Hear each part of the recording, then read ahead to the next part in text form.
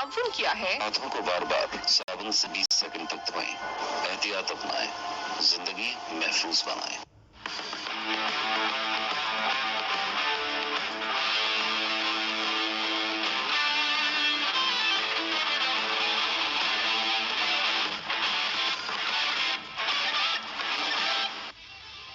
अस्सलाम वालेकुम, आप देख रहे हैं डॉन न्यूज। मैं आपका मेजबान अब्दुल गफ्फार पुराम रिप्ले के एक और एपिसोड के साथ। और पुरान में आज बात करेंगे पाकिस्तान क्रिकेट के हवाले से। पाकिस्तान क्रिकेट बोर्ड के चेयरमैन एहसान मानी ने आज एक इंटरव्यू दिया और उन्होंने कहा कि वो पाकिस्तान की डोमेस्टिक क्रिकेट को जो है वो ठीक करना चाहते हैं और साथ साथ इस अज़म का इजहार किया कि वो चाहते हैं कि इंटरनेशनल क्रिकेटर भी पाकिस्तान के डोमेस्टिक सिस्टम में आए, लेकिन उससे पहले यकीनी तौर पर इसका स्टैंडर्ड वो खुद कह रहे हैं कि हमें बेहतर बनाना होगा।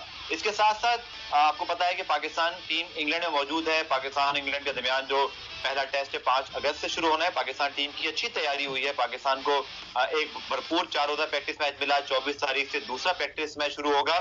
तो क्या टीम कॉम्बिनेशन रहेगा? अब तक की जो परफॉर्मेंसेज रही हैं या थोड़े अप्स एंड डाउन देखें, या सुहेल खान की अगर हम बात करें 5 विकेटें हासिल की, तो क्या उन्होंने सरप्राइज किया है? उनकी कोई जगह बन सकेगी? साथ साथ मोहम्मद अब्बास का पेस कम है, क्या वो इफेक्टिव होंगे? इसके साथ साथ मोहम्मद आमिर को इंग्लैंड भेजा जा रहा है, लेकिन सिर्फ T20 के लिए अब तक बताया गया और शायद अब तक मेरी इत्तला के मुताबिक उनका एक कोविड टेस्ट नेगेटिव आया है और सेकंड टेस्ट जो नेगेटिव है उसको आने के बाद उनको भिजवाने की तैयारी फिर मुकम्मल कर ली जाएगी। इसके साथ साथ इमरान ताहिर जनूबी अफ्रीका के लेग स्पिनर पाकिस्तानी नजाद, उन्होंने कहा कि PSL का फातेह मुल्तान सुल्तान को इस मरहले पर करार दे देना चाहिए। इंटरेस्टिंग बयान है, गो कि पाकिस्तान क्रिकेट बोर्ड नवंबर में PSL मैचेस की तैयारी कर रहा है। इस पूरी सूरत हाल बात करेंगे जो कि डोमेस्टिक क्रिकेट और इससे अच्छा टॉपिक जो है वो पाकिस्तान क्रिकेट में कोई नहीं, चूंकि इसी पर अब सारा देवेदारों का मदार है। और दो जो बड़े अच्छे गेस्ट इस हवाले से अगर हमें मिल सकते थे तो वो दोनों पॉसिबल जो गेस्ट हैं डोमेस्टिक क्रिकेट के हवाले से, वो दोनों मेरे साथ आज लकीली मौजूद हैं। इन्हीं एहसान मानी के बयान को जो है डिस्कस करेंगे। मेरे साथ मौजूद है पाकिस्तान के साबिक test fast bowler Abdul Rauf, Lahore से हमें स्काइप की तरह ज्वाइन कर रहे हैं। और साथ साथ पाकिस्तान के सीनियर स्पोर्ट्स एंकर हैं, जर्नलिस्ट हैं, आजकल यूट्यूब पे बहुत ज्यादा इन है, माइकल होल्डिंग के साथ भी इनकी जो है प्रोग्राम्स आप देखते हैं। और आसिफ खान हमें कराची से बजरिया टेलीफोन ज्वाइन कर रहे हैं। दोनों को मैं प्रोग्राम में खुशामदीद कहूंगा। और रऊफ, अगर मैं पहले आपसे शुरुआत करूं तो डोमेस्टिक क्रिकेट के हवाले से एहसान मानी का बयान सामने आया, उसी को द्वारा आज हम फोकस करेंगे। पाकिस्तान की इंग्लैंड के टूर के हवाले से बात भी जरूर होगी आगे जाकर। वो कहते हैं हम बहुत ज्यादा इस पर फोकस कर रहे हैं और ये अज़म का इजहार कर रहे हैं कि हम इंटरनेशनल क्रिकेटर भी इस डोमेस्टिक सिस्टम में लेकर आए। आपको याद है इससे पहले बांग्लादेश और कुछ और इंटरनेशनल क्रिकेटर्स भी इससे पहले अगर हम याद करें तो शायद आ चुके हुए हैं। आप क्या कहते हैं रऊफ? आपने बड़ी लंबी तवील फर्स्ट क्लास क्रिकेट खेली है, आपका इस पे रद्द अमल क्या होगा? देखिए, एक तो पहली बात यह है कि जो इंटरनेशनल प्लेयर्स हैं बाकी कंट्रीज के, वो आपके डोमेस्टिक क्रिकेट में तो आ चुके हैं, क्योंकि जो PSL है वो भी एक डोमेस्टिक इवेंट है और उसमें भी जितने भी इंटरनेशनल प्लेयर्स हैं वर्ल्ड वाइड वो उसमें पार्टिसिपेट करते हैं। तो मेरा नहीं ख्याल कि एहसान मानी साहब कौन सा दूसरे इंटरनेशनल प्लेयर्स कौन सा डोमेस्टिक सिस्टम में लाना चाह रहे हैं, क्योंकि पहले इनको अपने घर की खबर लेनी चाहिए कि जिस डोमेस्टिक सिस्टम से कम 2000 प्लेयर बेरोजगार हुए हैं और कोई एक बड़ी तादाद है खिलाड़ियों की जिनके पास खेलने के लिए कोई प्लेटफॉर्म नहीं है, उनके पास फर्स्ट क्लास की टीम्स नहीं है, उनके पास डिपार्टमेंट्स नहीं है, उनके पास कोई रोजगार नहीं है। पहले उनको तो रोजगार दें और उनका पहले कोई हाल चाल पूछें, उसके बाद चाहे आप पूरी दुनिया से इंटरनेशनल क्रिकेट पाकिस्तान बुला लें, हमें कोई एतराज नहीं है, मगर सबसे पहले आपको अपने घर की खबर लेनी होगी। बिल्कुल ठीक कहा एहसान मानी ने भी। आसिफ भाई यही बात की है, वो कहते हैं कि हमें डोमेस्टिक क्रिकेट को बहुत बेहतर करना है, फोकस करना है। आज उन्होंने इंटरव्यू दिया आपसे कुछ देर पहले ही, वो मंजर आम पर आया, उसकी बहुत सारी चीजें अभी बाकी हैं जो मैंने खुद भी प्रॉपर नहीं पढ़ी, लेकिन जो डोमेस्टिक क्रिकेट के हवाले से बयान था उसको बड़ा उसमें हाईलाइट किया गया है। आसिफ भाई, बड़ी गहरी नजर है आपकी डोमेस्टिक क्रिकेट पे भी। जो पिछला सीजन गुजरा और अब जो सीजन अगर आना है अक्टूबर में शायद उसकी शुरुआत होगी, अभी इसमें SOPs और बाकी चीजें तय हो रही हैं। क्या हमें काम करना है डोमेस्टिक सिस्टम पर, चाहे वो फाइनेंस का मामला हो, चाहे वो हमारी जो स्टैंडर्ड ऑफ प्लेइंग है? आप प्लीज पे एक्सपीरियंस से बताइएगा। गफ्फार भाई बहुत शुक्रिया, और अब्दुल रऊफ आपको भी बहुत बहुत सलाम। ये जो बात थी ना कि इससे पहले डोमेस्टिक में लोग खेलते रहे, तो जरा सी रिसर्च कर लें एहसान मानी साहब के डोमेस्टिक में अगर प्लेयर खेले हैं तो वो किन टीम्स में खेले हैं। जो ज्यादातर डोमेस्टिक में आके फॉरेन प्लेयर्स खेले हैं, अफगानिस्तान के प्लेयर्स आते रहे, वो पाकिस्तान कस्टम्स की टीम में खेले हैं। पाकिस्तान कस्टम्स क्या है? एक डिपार्टमेंट था, ठीक है। और उसके अलावा जो बांग्लादेश की टीम भी यहाँ पर आकर खेली है 97-98 में, मैंने वो देखा है, ये महमूदुल्लाह और बहुत सारे प्लेयर्स खेले। तो जब आप अगर आप कंपैरिजन आप देखें कि ऑस्ट्रेलिया के साथ कर रहे हैं कि वहां जाके लोग खेलते हैं, आप एक जाके कह रहे हैं कि प्लेयर्स जाके इंग्लैंड में खेलते हैं, तो वो इसलिए खेलते, और जो पीएसएल में आके प्लेयर्स खेलते हैं बेसिकली पैसा उनको मिलता है। यहाँ पर प्रायोरिटी लिस्ट को छेड़छाड़ की जा रही है मेरे ख्याल से। सबसे पहले जो आपके डोमेस्टिक का जो हाल है, खुद ही कहा चीफ एग्जीक्यूटिव साहब ने कि लगभग 1.5 अरब रुपया अगले डोमेस्टिक सीजन में भी लगेगा, और उससे पहला जो आपका पहला जो सीजन गया है उसमें भी 1 अरब कुछ रुपया लगा है। तो सबसे पहले तो पैसा जनरेट करने का कोई फॉर्मूला तलाश करें, उसके बाद फिर ये सारी चीजें होंगी। क्योंकि आप तो खुद कहते हैं कि हमारा डोमेस्टिक सिस्टम तो बहुत कम्पिटिटिव है, तो फिर इसमें फॉरेन प्लेयर की कहाँ जरूरत आपको पेश आ गई कि आप 1 या 2 फॉरेन प्लेयर जिस तरह काउंटी में होता है आप खिलाएं। तो सबसे पहले प्रायोरिटी लिस्ट को सबसे आगे रखें, सबसे आगे पाकिस्तान का क्रिकेटर आप, तो उसको क्या बेनिफिट है इस डोमेस्टिक सिस्टम से? उसको कोई फायदा नहीं है इस डोमेस्टिक सिस्टम। फायदा क्या होता है किसी प्लेयर को? फायदा होता यह है कि उसकी जेब भरे, उसका घर चले। सबसे जो पैरामाउंट कंसर्न ये है, क्योंकि अगर आप इस डोमेस्टिक सिस्टम के टॉप स्कोरर उठा लें तो वही है जो हमेशा से स्कोर करते हैं, वही कामरान अकमल, वही फवाद आलम, वही आपके पास प्लेयर। आप बॉलर्स में आ जाएं तो वही ताबिश कर रहा है, वही जफर गौहर आउट कर रहा है, वही नुमान अली आउट कर रहा है। तो क्या निकला इसमें?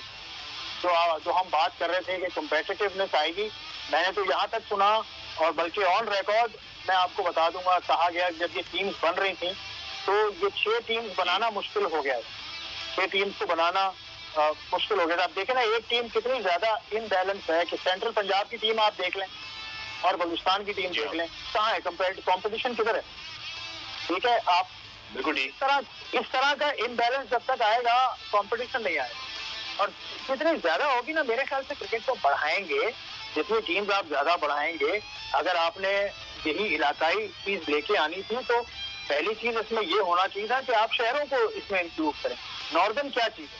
अगर आप पाकिस्तान का मैप उठा के देखें तो नॉर्दर्न ढूंढ के दिखाएं मुझे उसमें, आप साउथ पंजाब ढूंढें, आप उसमें सेंट्रल पंजाब जरा ढूंढ के बताएं मुझे कि कौन सा खिता है जिससे मैं एसोसिएट करूं अपने आप को कि मैं सेंट्रल पंजाब को सपोर्ट करूंगा। मैं कैसे करूंगा? सेंट्रल पंजाब तो है ही नहीं।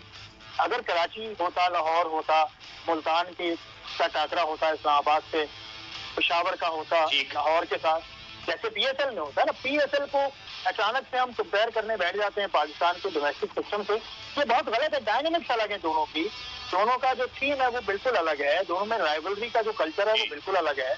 और सबसे इम्पोर्टेंट बात है, जब तक आप पैसे नहीं लाएंगे ना तो उस वक्त तक आप कुछ भी सोच लें वो कुछ भी नहीं चलेगा। और जिस तरह का आप देखें, आज क्रिकेट कमेटी के जो चेयरमैन है उनका बयान लगा हुआ है आज के अखबार में, वो भी तो बहुत अहम है। इकबाल कासिम साहब कह रहे हैं कि इन्होंने मशावरतें नहीं की ये सिस्टम लाने से पहले। तो इस तरह से अगर चीजें चलेंगी तो भाई वो फिर चलेंगी, वो फिर रोकती रहेंगी और उनमें ये स्टम्बलिंग ब्लॉक्स आते रहेंगे और फिर उसका वो मकसद हासिल नहीं होगा। ठीक है, आसिफ ने बिल्कुल सही बात की। जो मुझे बल्कि बड़ी हैरत भी, मुझे लगता है कि शायद इकबाल कासिम को इस बयान के बाद कोई कार्रवाई का सामना न करना पड़े। लेकिन रऊफ, अगर हम देखें तो इकबाल कासिम साहब ने, जो कि वो खुद डिपार्टमेंट में रहे हैं, नेशनल बैंक में पैदा प्लेयर खेलते रहे, फिर उसी डिपार्टमेंट को सर्व किया, उसके हेड बने, और ये कोई ढकी छुपी बात नहीं है कि डिपार्टमेंट में रहकर, चाहे वो अगर मैं नाम एक ले रहा हूं तो मैं बाकी भी ले लेता हूं, यूबीएल हो, इससे पहले अगर हम बात करें एचपीएल या इसके अलावा जितने भी वो डिपार्टमेंट्स हैं, इन्होंने बड़ी खिदमत की है पाकिस्तान के क्रिकेटर्स की। आफ्टर रिटायरमेंट की जो लाइफ है, जो लाइफ स्टाइल है, जो एक क्रिकेटर्स को इंस्पायर्ड करता है, वो भी प्रोवाइड की। रोफ, आप क्या समझते हैं कि जो इकबाल कासिम साहब ने आज बड़े ही दबंग अंदाज में बात की है कि उन्होंने कहा कि डिपार्टमेंट के हवाले से सीईओ को शायद मालूमात नहीं थी, उनको मुझसे ही पूछ लेना चाहिए था। एक तो इस बयान पर आप क्या कहेंगे, और दूसरा समझते हैं कि ये सच सुन सकेगा पीसीबी, और इकबाल साहब आपको लगता है क्रिकेट कमेटी के सरबराह रहेंगे आगे जाकर? देखिए, ये पाकिस्तान क्रिकेट बोर्ड की काफी अरसे से रीत है कि जितने भी उनके फेवरेट लोग होते हैं वो ही सर्कुलेट करते रहते हैं। ये एक म्यूजिकल चेयर किस्म का ये ऑप्शन है जो कि उस पर सिर्फ वही लोग बैठते हैं जो उनकी उस चेयर में आसानी से घूम फिर सकें। वो इसलिए अपने फेवरेट लोगों को लेकर आते हैं। मेरा ख्याल है कि इकबाल कासिम को अव्वल तो आना ही नहीं चाहिए था, क्योंकि जिस तरीके से इन्होंने इकबाल कासिम सारी जिंदगी डिपार्टमेंट की नुमाइंदगी करते रहे और डिपार्टमेंट चलाते रहे हैं। नेशनल बैंक के हवाले से इकबाल कासिम एक बहुत बड़ा नाम है और पाकिस्तान क्रिकेट के हवाले से एक बहुत बड़ा नाम है। तो जब उनको लाया गया तो मेरा ख्याल है कि उनको रिफ्यूज कर देना चाहिए था, क्योंकि जो बाकी क्रिकेट कमेटी थी उसमें जो आप लोग देखेंगे किस किस्म के लोग इकबाल कासिम जैसे बड़े नाम के साथ बिठा दिए गए।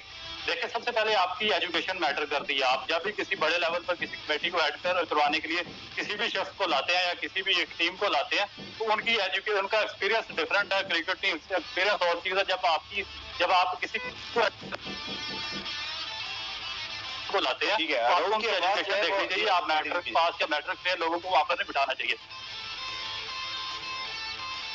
ठीक है, आसिफ रऊफ ने बड़ा अच्छा पॉइंट उठाया। इकबाल कासिम साहब बहुत काबिल एहतराम है पाकिस्तान के क्रिकेटर होने की हैसियत से, फिर उनकी सर्विसेज अपने डिपार्टमेंट के लिए, क्रिकेट कमेटी हो, सिलेक्शन कमेटी, इकबाल साहब को भी बहुत मौके मिले हैं पाकिस्तान क्रिकेट को सर्व करने के। पीसीबी में वो आते जाते रहते हैं। रऊफ का ये पॉइंट कितनी हद तक ठीक है? आसिफ के डिपार्टमेंट के बहुत बड़े वो एक आइकॉन रहे हैं और इसी पीसीबी में उनके क्रिकेट कमेटी में होते हैं। भैया शायद उससे पहले फैसला भी हो गया था, लेकिन कुछ अरसे से जब से वो क्रिकेट कमेटी में शामिल हैं, आप देख लें डिपार्टमेंट क्रिकेट का रोल खत्म हो गया है। इकबाल कासिम साहब क्या यहाँ रहकर आपको लगता है कि उनकी कोई इनपुट ली गई होगी? मुझे लगता नहीं है, वरना डिपार्टमेंट वरना खत्म ही ना होते। तो इकबाल साहब की अपनी पोजीशन फिर इस वक्त क्या बयान की हद तक ठीक है या उनको कोई अमली इकदाम भी करना चाहिए? देखिए गफार, अमली इकदाम वो कर क्या सकते हैं? अमली इकदाम वो सबसे ज्यादा यही कर सकते हैं जो उन्होंने कर दिया। बहुत कम लोग ऐसा करते हैं कि जॉब में रहते हुए क्रिटिसाइज करें किसी को। हमने बहुत सारे ऐसे लोग देखे हैं कि जब तक जॉब में थे वो कुछ नहीं बोल रहे थे, जैसे ही वो पीसीबी से निकले और पीसीबी की तमाम बुराइयां उनके सामने आ गई। तो ये क्रेडिट तो दें इकबाल कासिम साहब को कि उन्होंने अपनी जॉब को टेक पर रखा है। दबे लफ्जों में उनके करीबी लोग ये भी बताते रहे कि जो एनसीए में तकरीरियां हुई हैं उनमें भी उनकी कोई खास मुशावरत शामिल नहीं है। जैसे मैं आपको खोल के बता देता हूँ कि नदीम खान साहब का जैसे हुआ अप्रूवल और कहा, ये सुनने में ये बात आई कि 50 के करीब लोगों को जांचा गया है और उसके बाद फिर वो आए हैं।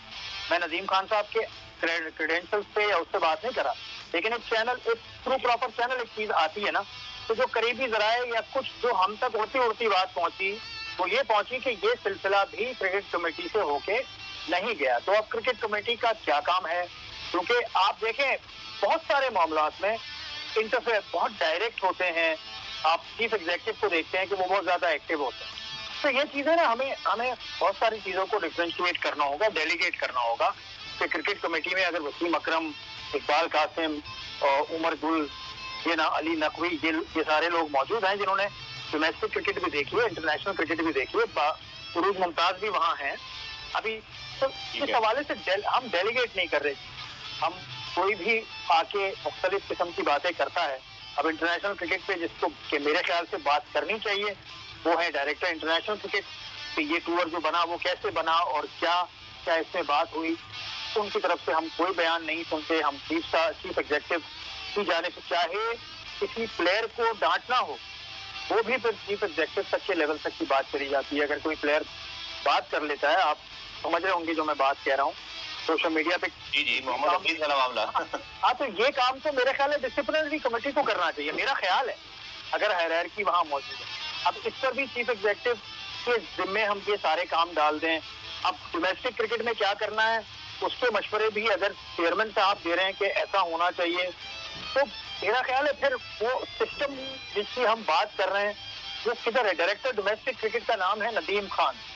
तो अगर नदीम खान मेरे ख्याल बात करें तो शायद अच्छा भी लगे ना ये सुन के, क्योंकि हम जिन क्रिकेट बोर्ड के बारे में हम कहते हैं कि वहाँ सिस्टम बना हुआ है, तो वहाँ आपको आवाज आती है एशले जाइल्स की या स्टुअर्ट एंड्रू स्ट्राउस की, इससे पहले आया करती थी, या अब माइकल कैस्पर हैं वहाँ पर ऑस्ट्रेलिया में जिन्होंने रिजाइन कर दिया।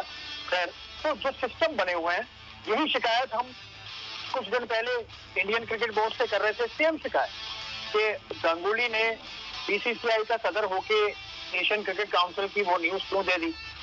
तो ये चीज होती है कि अपने एम्बिट में रहना और डेलीगेट करना चीजों को, ये दिखाता है, ये चीज होती है असल रिफ्लेक्शन कि आपने सिस्टम बना लिया। ये चीज जब आएगी ना तब पता चलेगा कि एक सिस्टम बन चुका है और वो रिफ्लेक्ट कर रहा है। जब आपने अगले 5 साल का प्लान दे दिया, अगले 5 साल के प्लान में आपने ये क्यों नहीं लिखा कि हम डोमेस्टिक में फॉरेन प्लेयर्स को लाएंगे? देखा है ना आपने पाकिस्तान का अगले 5 साल का प्लान। फफाद, आपने शो भी किया था वसीम खान साहब। ठीक कह रहे हैं और यकीन तौर पर उसमें अब ये नई चीज ऐड अब की जा रही है। बिल्कुल ठीक कह रहे हैं। हाँ, मैं वही कह, इसका मतलब ये है कि ये आपस में कोऑर्डिनेशन का, माफ कीजिएगा, मुझे फुकदान नजर आ रहा है। ये काम मैं फिर कह रहा हूँ, ये अनाउंसमेंट देव देती नदीम खान को, क्योंकि उनको आपने डायरेक्टर डोमेस्टिक क्रिकेट बनाया। वो ACC के हेड तो वो हैं, लेकिन वो डायरेक्टर डोमेस्टिक क्रिकेट भी हैं। और वो इस वक्त कहाँ हैं? वो दौरे पे हैं, वो गए हुए हैं पेशावर, और दूसरी तरफ वो इंफ्रास्ट्रक्चर का जायजा ले रहे हैं। मेरी इतलात के मुताबिक वो कल या परसों गए हैं। तो आप खुद अपनी अनाउंस की हुई चीज से इनराफ क्यों कर रहे हैं?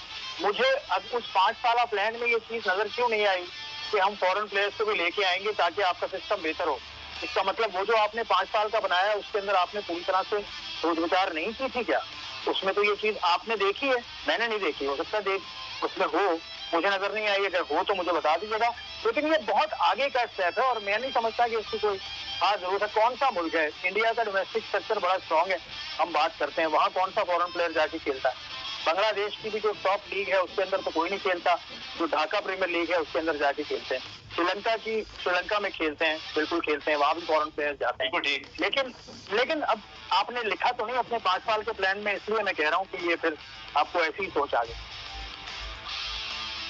ठीक है, रऊफ और आसिफ हमारे साथ मौजूद हैं। पाकिस्तान के डोमेस्टिक क्रिकेट के हवाले से चेयरमैन BCB ने जो बयान की, बात की, ब्रेक प्रोग्राम में शामिल करते हैं। ब्रेक से वापस आकर क्रिकेट कमेटी का जो रोल है और आने वाले सीजन में, जो कि खिलाड़ियों को अगर हम देखें तो वो फाइनेंशियली बहुत ज्यादा जो है वो इस वक्त अनसर्टेनिटी फील कर रहे हैं, उनके जो मसाइल हैं उनको आप तक पहुंचाएंगे। मिलते हैं इस ब्रेक पे।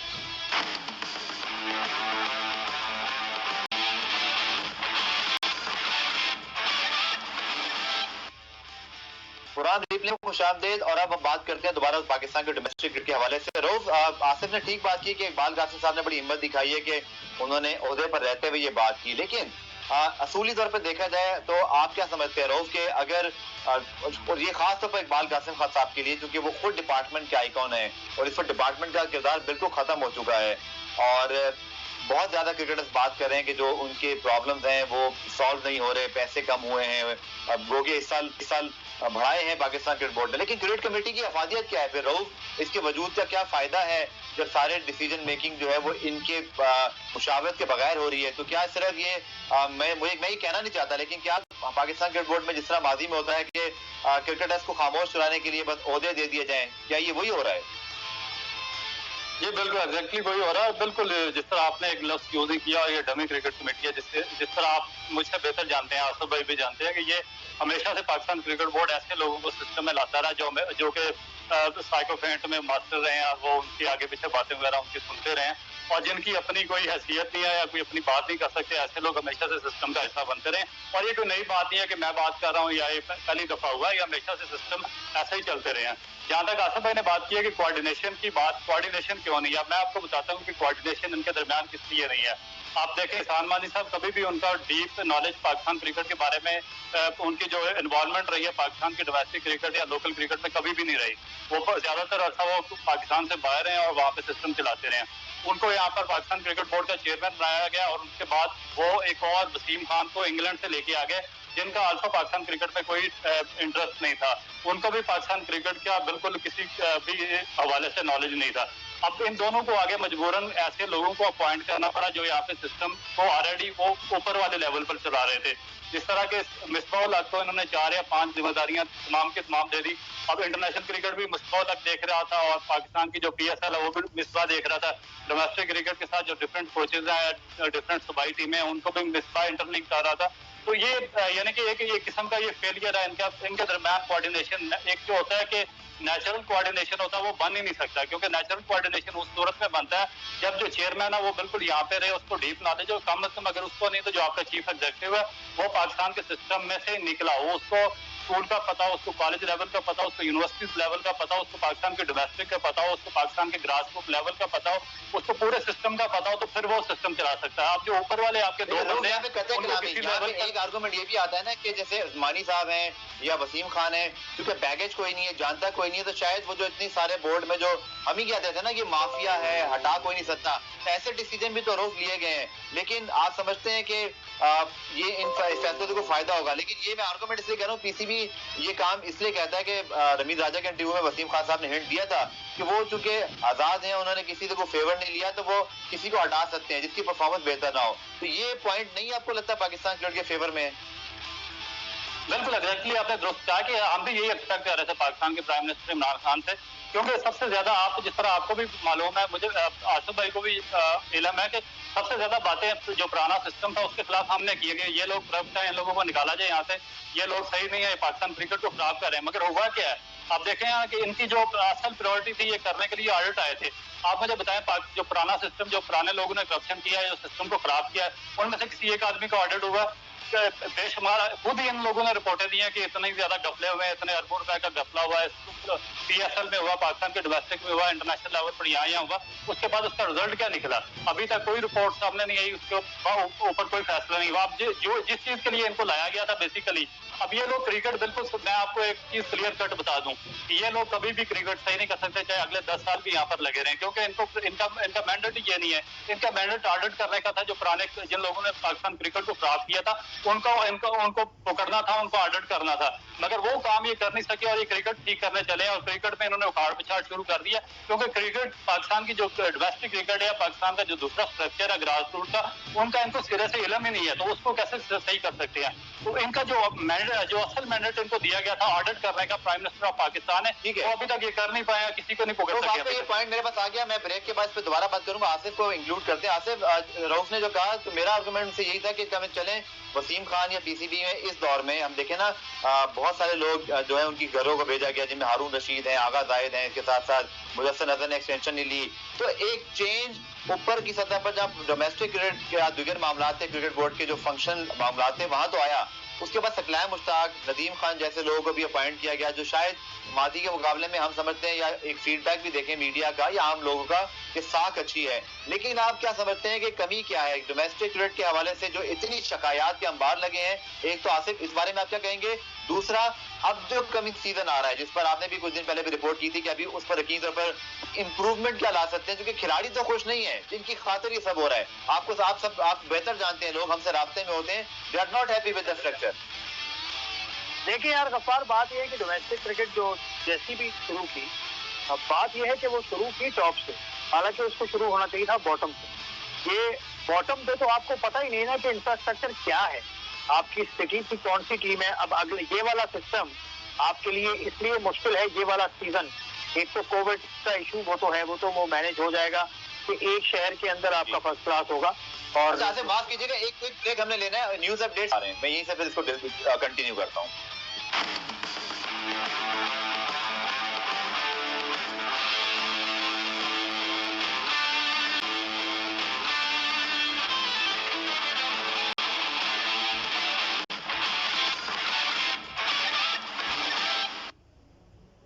न्यूज अपडेट और ब्रेक पे जाने से पहले आसिफ खान से बात कर रहे थे कि डोमेस्टिक सिस्टम में आसिफ जो तब्दीलियां लास्ट टाइम हुई, इसके बाद प्लेयर्स की जो शिकवे शिकायत, उस पर आप अपनी बात प्लीज कंप्लीट कर लें, फिर अगले सवाल पे मैं आता हूँ। नहीं होता है सबके सामने कि वो है नया, उसमें जो ग्रास रूट है उसकी पहले होना चाहिए। अब टॉप की टीम्स तो बन गई, लेकिन सिंध की जो टीम है वो बनेगी कहाँ से, जब कराची और लाड़काना, हैदराबाद और बाकी जगह पे मुकाबले होंगे। और कराची में कैसे बनेगा, जब आप कराची में क्लब कराएंगे और कराची की एक टीम बनाएंगे? तो ऐसा तो कुछ भी नहीं हुआ। तो जो पहला स्टेप था वो दिया नहीं गया, और आप टॉप टीम बनाने की तरफ जा रहे हैं। और अब इस साल तो पेंडेमिक की आपके पास बहाना है, लेकिन अगर पेंडेमिक नहीं भी होता तब भी ये काम नहीं हो पाया था। आप देखें, सिटी का अलग कॉन्स्टिट्यूशन बनेगा, और उसके अलावा सिंध है, पंजाब है, सेंट्रल पंजाब, सदर्न पंजाब, इनके अलग अलग बनेंगी एसोसिएशन। ये पूरा एक बहुत बड़ा एक काम था, जो कि पहले मेरा ख्याल है करना चाहिए था, और जल्दी नहीं करनी चाहिए थी। अगर आप सिस्टम दूसरा लेके आ भी रहे हैं तो उसमें आपको रखना चाहिए था पहले कि आप ये काम पीछे से करते हुए ऊपर जाएं। बल्कि अब यहाँ ऐसा कि पहले आपने टॉप बना दी, तो पहले बना दी और नीचे का स्ट्रक्चर नहीं बना हुआ, इसीलिए मुश्किल हो रही है। और और जो सबसे बड़ी मुश्किल खड़ी है वो वही है कि आप पैसे किस तरह से लेके आएंगे। चेयरमैन साहब ने ये तो कह दिया कि पहले पाकिस्तान बोर्ड अकेला आपको नौकरियां देता था साबिक प्लेयर को, लेकिन अब एसोसिएशन बन गई है जो साबिक प्लेयर्स को नौकरियां देगी। अब ये तो उनका ख्याल है कि ऐसा होगा, लेकिन एसोसिएशन नौकरी तब देगी जब एसोसिएशन के पास पैसा होगा। एसोसिएशन के पास पैसा उस वक्त रहेगा जब उनके पास स्पॉन्सर्स होंगे। तो वो कैसे लेके आएंगे? स्पॉन्सरशिप लेके आने में तो इन हालात में पाकिस्तान क्रिकेट बोर्ड से बड़ी मुश्किल हुई। तब आपने देखा और बिल्कुल आखिरी मोमेंट पे एक स्पॉन्सर आया, वो भी 1 साल के लिए। तो ये सूरत हाल है, क्योंकि जब तक पैसा जनरेट करने का आपको दरदसर नहीं था इससे पहले, जब डिपार्टमेंट आपका साथ दे रहे थे तो उस वक्त डिपार्टमेंट ही पैसा देते थे। और डिपार्टमेंट करते क्या थे? मैंने तो यहाँ तो डिपार्टमेंट करते ये थे कि आप फील्ड तो रेगुलर कर रहे हैं, लेकिन आप सिक्योर होते हैं, आपका जहनी तौर पे आप सिक्योर हैं कि आपकी इतनी तनख्वाह है और आपका घर चलता रहेगा। आप खेलते रहें, चाहे क्रिकेट के साथ, चाहे आप किसी और जगह पे खेलें, जो भी टूर्नामेंट होता है वो आप खेलें। डिपार्टमेंट आपको सिक्योरिटी देते हैं, श्योरिटी देते हैं। और ये ना सिर्फ प्लेयर को बल्कि पाकिस्तान का भी दरअसल खत्म हो रहा था जब डिपार्टमेंट 16 से 17 करोड़ रुपया लगा रहे थे और पूरा सीजन खेल रहे थे, पाकिस्तान क्रिकेट बोर्ड का कोई मसला नहीं था। अब पाकिस्तान क्रिकेट बोर्ड इतनी डिपार्टमेंट के पास जाता है और कहता है कि 20 से 30 करोड़ रुपया मांगता है एक सीजन का, तो वो डिपार्टमेंट क्यों देगा? जिस डिपार्टमेंट का कोई स्टेक ही नहीं है इस सिस्टम के अंदर, इस पूरे जो रिवैम्प सिस्टम है, तो फिर वो किस तरह से पैसा लाएगा? तो ये भी एक मुश्किल सूरत हाल है जिसका सामना अभी है पीसीबी को। ओके, डोमेस्टिक क्रिकेट के हवाले से हमने काफी तफसील बात की रऊफ और आसिफ के साथ। पाकिस्तान टीम इंग्लैंड में है, एक प्रैक्टिस मैच इख्तिताम पजीर हुआ। सोहेल खान ने 5 विकेट हासिल की। आज उन्होंने पीसीबी के जरिए जो है पैगाम मीडिया के जरिए आपके तक पहुंचाया है। सोहेल खान का वक़ार यूनिवर्सिटी कोचिंग के हवाले से भी आइए पहले आपको दिखाते हैं। अभी मैं परसों बॉल कर रहा था तो थोड़ा सा मुझे एक चीज में प्रॉब्लम आ रही थी और मैं सिर्फ गया नहीं तो उसने मुझे बोला, मैं पहले से समझ गया कि तुम क्या पूछना चाहते हो और 1 मिनट में बताया। उससे मैं मतलब इधर कंडीशन ऐसा है इंग्लैंड में कि हर कोई भी बॉल हो तो स्विंग करता है। तो उससे मैं एक चीज पे डिस्कस कर रहा था कि विक्की भाई मैं चाहता हूँ कि मैं वो स्विंग करूँ जो सीधा जाए, लेग स्विंग हो। ठीक है, वकार भाई से मैं यही बात कर रहा था कि मुझे लेग स्विंग आप मुझे सिखाएं।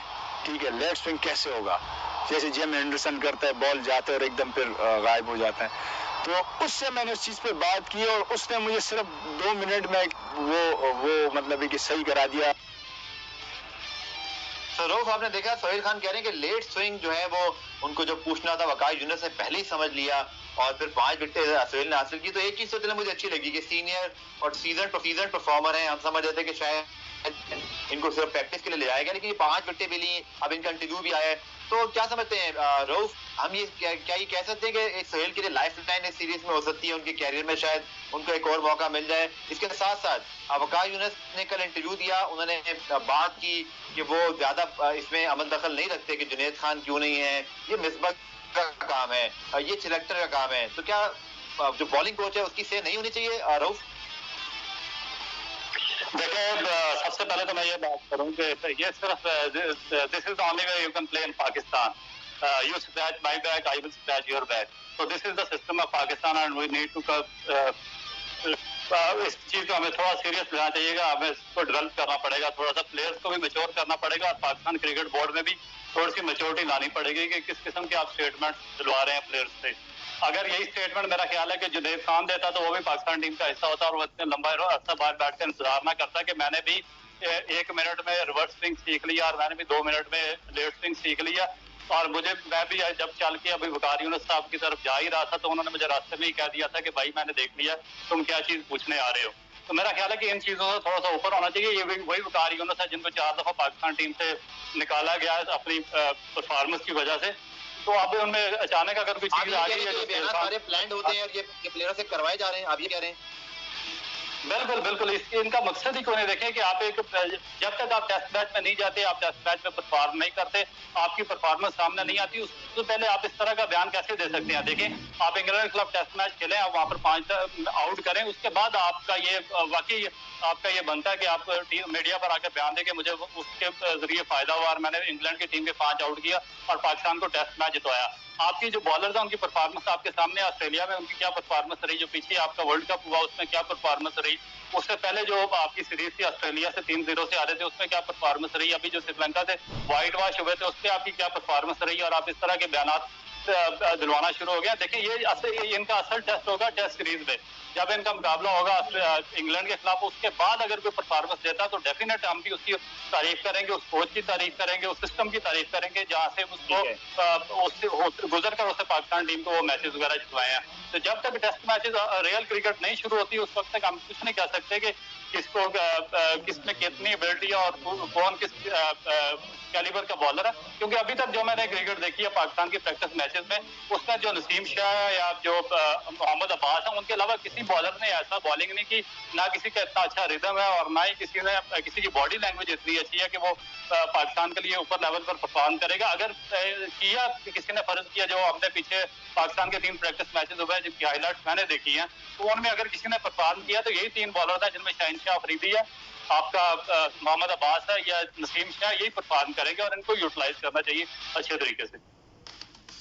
ठीक है आसिफ, रऊफ ने बड़ी एक नया सवाल उठा दिया कि प्लेयर से बयान दिलवाए जाते हैं और ये वकाई यूनुस की तारीफ जो है प्लान थी, तो यासिर शाह आएंगे कभी जब तक वो फॉर्म में नहीं आते कि मैं तो बहुत अरसे स्ट्रगल कर रहा हूँ, मुश्ताक अहमद मेरे साथ हैं और बगैर बोले ही वो समझे या नहीं समझे लेकिन मेरी परफॉर्मेंस ठीक नहीं हुई। तो रऊफ का पॉइंट तो वैलिड है कि सोहेल खान तो बहुत एक्सपीरियंस बॉलर हैं, बहुत अरसे से क्रिकेट खेल रहे हैं और इस तरह का बयान के मैं जा ही रहा था और मुझे पता था कि वकाई यूनुस ने कहा मुझे पता है तुम किस लिए आए हो। आपकी क्या राय है? आप मीडिया को बहुत गहरे मुताला करते हैं आप मीडिया का। देखिए यार, बात ये है गफार, अभी तो कुछ हुआ ही नहीं, अभी तो हुआ ही कुछ नहीं और हमने तालियां बजाना शुरू कर। ये क्या है जिसमें उन्होंने 5 आउट किए हैं? This is a practice, this is net practice without net. अपने ही प्लेयर को आउट, आपने जो जिनको 5 को आउट किया है, इसका मतलब वो उनके बारे में आप फिक्रमंद हो जाएं कि आपकी बैटिंग लाइन का ये हाल है कि वो इस तरह से आउट हो। अगर आप अच्छी बॉलिंग कर रहे हैं तो वो खराब खेल रहा है, ये भी तो आपके लिए फिक्रमंदी की बात है।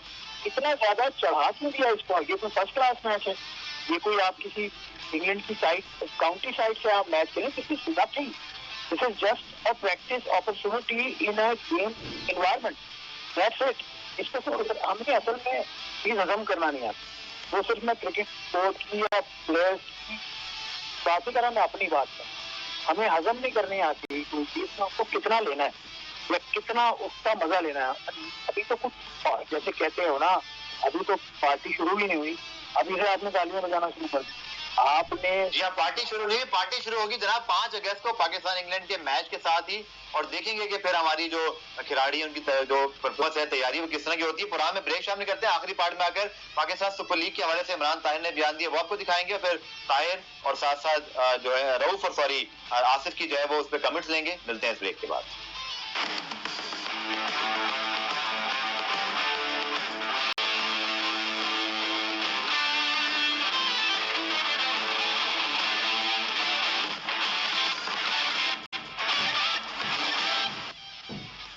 कुरान रिप्ले में खुशामदीद और इमरान ताहिर के हवाले से बात करते हैं। पाकिस्तानी निजात लेग स्पिनर और साउथ अफ्रीका में बड़ी आउटस्टैंडिंग परफॉर्मेंसेस दी हैं। आज उन्होंने मीडिया से बात की लाहौर में, आइए आपको दिखाते हैं। पूरी दुनिया की क्रिकेट देखी है मैंने, और जहाँ जहाँ जिस स्पेशली साउथ अफ्रीका में उन्होंने यही किया, जो टीम टॉप पे थी उनको उन्होंने विनर डिक्लेयर कर दिया, क्योंकि इस सिचुएशन में कोई कुछ भी नहीं कर सकता। तो मैं ये समझता हूँ कि जो टॉप पे है टीम उसको दें, इससे बड़ा कोई लाइफ में सैड नहीं होता बंदा के आपके सैड मोमेंट नहीं होता, आप यहाँ से छोड़ के चले जाओ सब कुछ एकदम। लेकिन मैं ये समझता हूँ कि मैंने जो फैसला किया उसमें अल्लाह ताला ने मुझे बरकत दी है। मेरी जितनी मैंने अचीवमेंट्स हैं लाइफ में उसका क्रेडिट जो है वो मैं अब लाहौर की क्रिकेट को दूंगा, क्योंकि मैं यहाँ पे खेल के और फर्स्ट क्लास क्रिकेट खेल के इतना टफ हो गया था कि मैं दुनिया की किसी भी क्रिकेट में कम्पीट कर सकता हूँ। तो लोग इमरान ताहिर के हवाले से आप क्या कहेंगे? तो उनका बयान ऑब्वियसली वो कहते हैं कि मुल्तान सुल्तान जो कि टॉप पर है तो उनको विनर करार दिया जा सकता है। साथ साथ उन्होंने ये बात की कि चाहे साउथ अफ्रीका के लिए बहुत अच्छी और हाई लेवल क्रिकेट खेली, लेकिन पाकिस्तान के लिए क्रिकेट ना खेलने का अफसोस रहेगा जिंदगी भर। इमरान ताहिर का लाहौर से फिर साउथ अफ्रीका चले जाना और दिल बर्दाश्त होके गए थे, क्या कहेंगे? क्या वाकई सारे क्रिकेटर्स जो पाकिस्तान के लिए नहीं खेलते उनके यही जज्बात होते हैं? और फिर मैं आसिफ की जाने आता हूँ। जी बिल्कुल, क्योंकि मैं इमरान ने जो बयान दिया है PSL के हवाले से, तो ये तो उनका अपना बयान है और उससे पाकिस्तान क्रिकेट बोर्ड ही फैसला करेगा कि वेदर वो उनको विनर डिक्लेयर करता है या बाद में कुछ ऐसा अरेंजमेंट करता है तो उसका क्या रिजल्ट निकलेगा। ये तो उनका एक अपना पॉइंट ऑफ व्यू है जिसको डेफिनेट में उसको कदर करनी चाहिए। दूसरी चीज जो मैं आपने जो क्वेश्चन पूछा वो अच्छा क्या, क्योंकि मैं इमरान ताहिर से अंडर 19 से हम इकट्ठा खेल रहे थे और ये ऐसा लड़का है कि शुरू पहले दिन से ही परफॉर्म करता रहा अंडर 19 लेवल से। उसके बाद मुझे याद है कि 2004-5 में जब पहली दफा पाकिस्तान क्रिकेट में कोका बोरा का बॉल आया था तो शायद आसिफ भाई को भी याद होगा, मैंने 78 आउट किए थे, इमरान ताहिर ने 75 आउट किए थे। तो हम दोनों ने श्रीलंका का भी टूर किया था, मैं टॉप पे था, इमरान ताहिर दूसरे नंबर पर था, मगर हम दोनों को पाकिस्तान के लिए चांस नहीं मिला था। उसके बाद हम श्रीलंका गए, वहां भी हमारी विकेटें बिलतरतीब इसी तरह थी, मैं या इमरान ताहिर दोनों पहले दूसरे नंबर पर थे।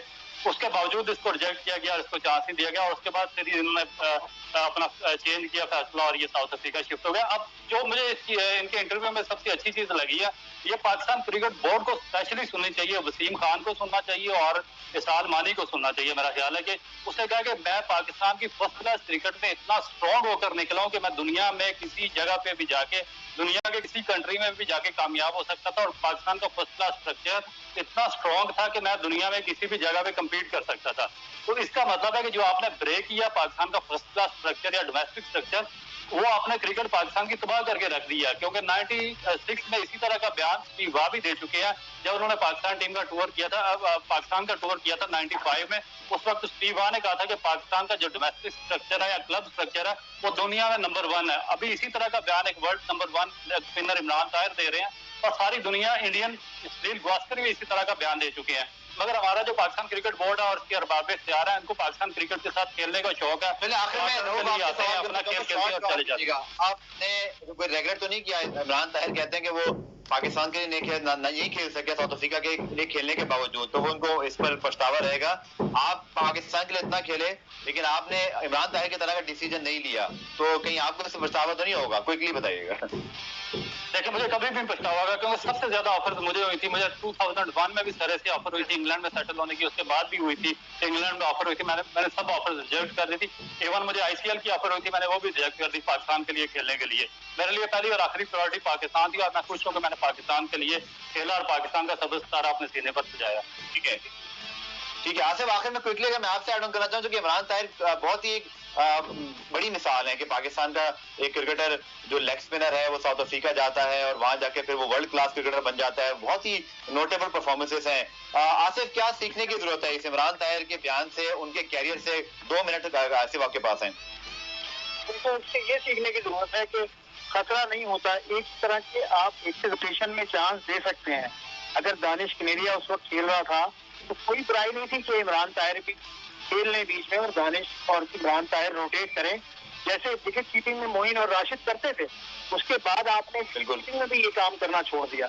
आज भी यही हो रहा है जो पहले इमरान ताहिर या उससे पहले फवाद अहमद के साथ हुआ। फवाद भी तो डोमेस्टिक खेल के ऑस्ट्रेलिया चले गए ना, तो हुआ ये, अब भी यही हो रहा है। यासिर शाह के साथ आप क्या जाहिद महमूद को नहीं खिला सकते, आप क्या मोहसिन को नहीं खिला सकते जो लेग स्पिनर है, जो पेशावर से KP से खेलते हैं, और भी लेग स्पिन होंगे और हैं, लेकिन फिर इन सब आप क्या नुमान अली को नहीं खिला सकते? तो आपको प्लेयर बनाना होता है। जैसे इंग्लैंड को देख लें, वो ब्रॉड नहीं खेले, दूसरा खेल लिया, आगे किसी सीरीज में कोई और नहीं खेलेगा। 2018 की इंग्लैंड सीरीज मुझे याद है कि यहाँ इन्होंने प्लेयर्स को रोटेट कर दिया और इसका A से खेलने के लिए ग्रैंड होम्स को वापस भेज दिया। तो रोटेशन पॉलिसी, स्मार्ट पॉलिसी जब तक आप नहीं लाएंगे, इस तरह का होता रहेगा, क्योंकि खेलते तो 11 ही है ना। अब आपने एक साइकिल बना ली कि एक लेग स्पिनर आ गया, पकड़ के बैठ जाओ, शेन वॉर्न मिल गया या अब्दुल कादिर मिल गए, आपको बदलना हो। थ्रू आउट चल रहा है। खासकर हमारी साइकिल की हम लेग स्पिनर पर ये जरूर करते हैं कि अगर कादिर साहब खेल रहे हैं तो मुश्ताक आ गए तो कोई और नहीं खेलेगा, दानिश आ गया उसके साथ दूसरा बॉलर नहीं खेलेगा, यासिर आ गए तो दूसरा बॉलर नहीं खेल सकता।